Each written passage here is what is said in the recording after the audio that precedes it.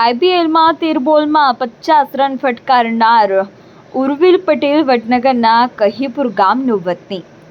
ઉર્વિલનો પરિવાર હાલ વતન કહીપુર ગામમાં. ઉર્વિલ પટેલના માતા પિતા શિક્ષક. ઉર્વિલ પટેલને ચેન્નાઈ સુપર કિંગ્સ ટીમ દ્વારા ખરીદવામાં આવ્યો હતો. રેકોર્ડ બનાવ્યા બાદ ફોર માય ફાધર અને જય ગોગાચેર સિકોતર લખેલી ચિઠ્ઠી ઉર્વિલે દર્શાવી હતી. ઉર્વિલના પિતા મુકેશ પટેલે કહ્યું, મને અગાઉથી આ બાબતે કોઈ જાણ ન હતી. મારા દીકરા ઉપર મને ગર્વ છે. ઉર્વિલ એક પપ્પાને 50 રન ડેડિકેટ કર્યા હતા. ખરેખર મારા માટે ગર્વની વાત છે. અને આ મીડિયામાં બહુ આ ચિઠ્ઠી ફેમસ થઈ ગઈ. મેં પણ થોડા વિડીયો જોયા, મજા આવી ગઈ. ઉર્વિલનું સપનું હતું કે આઈપીએલમાં સૌથી ઝડપી 50 મારે. અને બીજું ઉર્વિલ ખાસ તો હું માનું તે પ્રમાણે જો મારા આશીર્વાદ એની સાથે છે જ અને ઉર્વિલ આઈપીએલમાં નવા ને નવા રેકોર્ડ બનાવતો રહેશે એ ચોક્કસ. માં સદી જોગણી ગોગા સિકોતર ઉપર મને પૂરી શ્રદ્ધા છે. મારો ઉર્વિલ ભવિષ્યમાં ઇન્ડિયાની ટીમમાં જગ્યા બનાવે એવી ભગવાનને પ્રાર્થના કરું છું. ખાસ કરીને એક ચિઠ્ઠી લઈને ગયા હતા અને એ શું પહેલાંથી તમને કહીને જ ગયા હતા કે આ વસ્તુ થશે કે કોઈ સરપ્રાઈઝ તમને આપવામાં આવી? ના, ચિઠ્ઠી બાબતમાં મને ખરેખર કંઈ ખબર જ નથી. અને હું મેચ જોતો તો મેં મોબાઈલમાં થોડી મેચ જોઈ એટલે મને તે ચિઠ્ઠી આંખના નંબરના લીધે મને દેખાય નહીં એને શું લખ્યું હતું. પણ ઉર્વિલની બેને એવું કહ્યું કે પપ્પા તમારા નામનો ઉલ્લેખ ભૈયાએ કર્યો છે અને એ જે માને છે ભગવાનમાં, જે આશીર્વાદ એના મળ્યા છે, જે માતાજીમાં ભગવાનમાં જે શ્રદ્ધા રાખે છે એના નામ લખ્યા છે. ખૂબ આનંદ થયો કે એક આ સંસ્કાર બતાવે છે. ખાસ કરીને એક નાના એવા ગામની અંદરથી ઉર્વિલ પટેલનું વતન કહેવાય છે. આ વતનના લોકોને ઉર્વિલ તરફથી શું સંદેશો મળે છે? આમ તો જોઈએ તો ઉર્વિલ 4 વર્ષની ઉંમરથી કહીપુર ગામ છોડી અને ભણવા માટે મારે ત્યાં પાલનપુર હું સર્વિસ કરું છું તે સ્કૂલમાં એનું એડમિશન લીધું અને 4 વર્ષથી એ સતત પાલનપુરમાં ક્રિકેટની સારામાં સારી એના કોચ છે પ્રકાશભાઈ પટણી, એમની પાસે એને કોચિંગ મેળવ્યું છે. અને સતત રવિવારની પણ રજા જોયા વગર દીકરાએ ખૂબ મહેનત કરી છે. એટલે આ ગામમાં હા ઉર્વિલને આખું ગામ જાણે છે, પણ ઉર્વિલનો કહીપુર ગામમાં જેટલો જોઈએ એટલો રહેવાનું ઓછું થાય છે. મોટાભાગનો સમય એને પાલનપુરમાં વિતાવે છે અને પાલનપુર થોડું નાના મોટા ક્રિકેટના ગ્રાઉન્ડ છે એટલે ત્યાં ઉર્વિલને પ્રેક્ટિસ સારી થાય છે, એનો આનંદ થાય. મધર્સ ડે હતો અને પપ્પાને ગિફ્ટ આપી, એ બાબતે શું કહે છે? આમ તો એને પપ્પાને એટલા માટે ગિફ્ટ આપી કે જ્યારે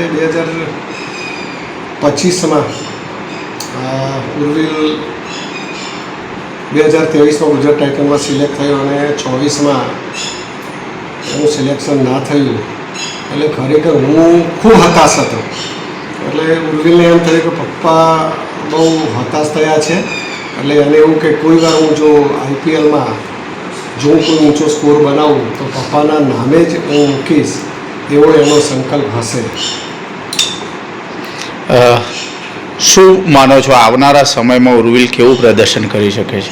બસ ઉર્વિલ રેકોર્ડ બનાવવા માટે સર્જાયો છે અને હું માનું તે પ્રમાણે T20માં ઉર્વિલના રેકોર્ડ જ હશે અને રેકોર્ડ બનાવીને જ ઉર્વિલ નીકળશે એવું ચોક્કસ મને એના પર વિશ્વાસ છે. પરિવારની અંદરથી ઉર્વિલને ખાસ કરીને વધુ લાગણી કોના પ્રત્યે દેખાય છે? હા, એના મોટા બાપા સુરેશભાઈ છે. એ એના મોટા બાપાને ખૂબ માને છે, એના કુસુમ મમ્મીને ખૂબ માને છે અને પરિવારના બધા જ સભ્યો સાથે ખૂબ લાગણીથી જોડાયેલો છે. ખૂબ એમના હાથે ઘરે આવે એટલે મજા ખસી બહુ કરે અને આનંદ પડે છે અને એને ખરેખર કહીપુરમાં આવે એટલે ખૂબ મજા પડે છે અને બા સાથે પણ બહુ મજાક કરી લે છે, આનંદ થાય છે. શું નામ છે આપનું અને ઉર્વિલભાઈ તમારે શું લાગે છે અને શું કહેશો ઉર્વિલ પટેલને લઈને? મારું નામ પટેલ તેજસ્વી છે. ઉર્વિલ મારા ભાઈ થાય અને આજે તો ખૂબ જ પ્રાઉડની મુમેન્ટ છે કે અમે કાલે આટલું સારું પ્રદર્શન કર્યું. આવું તો એક્સપેક્ટેશન્સ નથી જ અમને, અચાનક જ કે આવી સરપ્રાઈઝ મળશે. ખૂબ જ આનંદ થયો. ખાસ કરીને 13 બોલમાં એમને સેન્ચુરી પૂરી કરી છે. શું તમને એવું કંઈ લાગતું હતું કે મારો ભાઈ આજે ઉતર્યો છે મેદાનમાં તો કંઈ નવું કરશે? એ ગમે ત્યારે મેદાનમાં ઉતરે એટલે એવું જ લાગે છે કે કંઈક તો નવું કરશે, અને આટલા વર્ષોથી જોડે રહીએ એટલે એની ગેમ તો ખબર જ છે કે ડિસ્ટ્રક્ટિવ પ્લેયર છે, તો કંઈ બી કરવાનો છે, કોઈ બી નવા રેકોર્ડ તો બનાવવાનો જ છે. કેમ કે એને પહેલા બોલ પર 4 કે 6 ના મારે ત્યાં સુધી એને જપ થતી નથી, એટલે એ તો ખબર જ હતી કે આઈપીએલમાં કંઈક તો નવું કરશે જ, પણ એ કાલની જ મેચમાં કરશે એ આઈડિયા નહોતો. ખાસ કરીને બચપનની કોઈ એવી વાત હોય જે આજે તમે મીડિયા સમક્ષ કહેવા માંગતા હોય? બચપનની તો ઠીક છે, પણ એટલું છે કે કોરોના ટાઈમે કે જ્યારે મતલબ કે બધું જ બંધ હતું, રાઈટ, કે જ્યારે આપણે લોકડાઉન હતું એ ટાઈમે મને યાદ છે કે એની જે મહેનત હતી કે મતલબ કે જીમ વગેરેને બધું બંધ હતું, તો એ જ્યારે ઘરે જીમ કરતો તો આજુબાજુવાળી પબ્લિક એને સ્પેશિયલ જોવા આવતી કે આ કરે છે શું, આ છોકરો આટલું ડેડિકેશન કેમ છે. એની જીમ જોઈને આજુબાજુ એનું એટલું વર્કઆઉટ હતું કે આજુબાજુવાળી પબ્લિક એટલે એને જોવા આવતી, અને જોઈને થતું કે ના ભાઈ સૌથી વધારે મહેનત છે એની એમ. ખાસ કરીને બેન તરીકે તમે ભાઈ પાસે હવે શું આશા રાખો છો?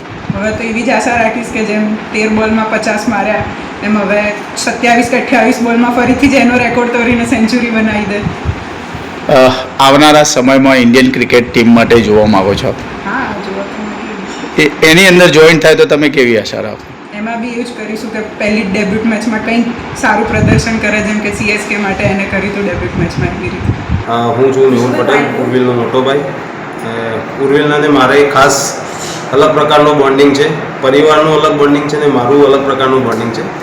ઉર્વિલ અને હું બંને એકબીજા જોડે નાની નાની વાતો પણ શેર કરીએ છીએ. અને ઉર્વિલ વિશે કહું તો ઉર્વિલ ખૂબ હાર્ડ વર્કર છે અને ખૂબ મહેનત કરી છે, સખત મહેનત કરી છે. અને કહેવાય છે કે સખત મહેનતનો કોઈ વિકલ્પ નથી.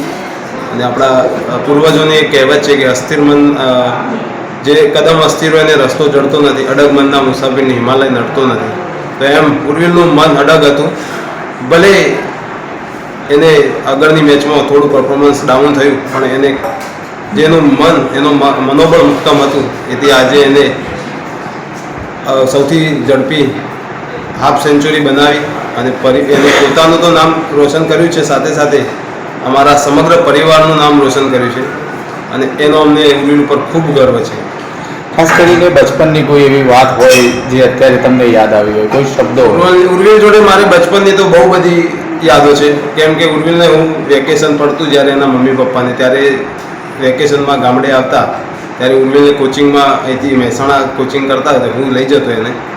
તો એને જ્યારે BCA પહેલાં અંડર 14 અંડર 16માં રમતો ત્યારે રાત્રે મોડે બસ એમની ઉતારતી મહેસાણા. તો અહીંથી એ વખતે ઉર્વિલ જોડે ફોનની સુવિધા નહીં, અમારા જોડે મોબાઈલની સુવિધા નહીં, તો હું રાત્રે એને લેવા જતો 11-12 વાગે. તો એ ડિવાઈડર ઉપર સૂતો જોવા મળતો, અમારે ગોતવો પડતો, એમ લાગતું હતું કે ક્યાં સૂત હશે. અને ત્યાં જઈને જોઈએ તો ભિખારી ઊંઘ્યા હોય એના બાજુમાં ડિવાઈડર ઉપર સૂતો હતો. આવી ઘણી યાદો છે ઉર્વિલ જોડે. ખાસ કરીને અત્યારે કોઈ તમારી જોડે ડેલી વાત થતી હોય એવું કોઈ? અત્યારે પર્સનલ લાઈફની ઘણી વાતો થાય છે, પણ ખાસ અમારી જોડે વાત થતી હોય તો અમે એને જેમ તમે એની ફાસ્ટેસ્ટ 50 મારી, એના પછી ચિઠ્ઠીમાં લખ્યું હતું કે ધીસ ઇઝ ફોર યુ પાપા, અને એના નીચે લખ્યું હતું કે માતાજીના આશીર્વાદથી. એ અમારે બંને વચ્ચે એ માતાજીની રોજે રોજ વાતો થતી હોય છે.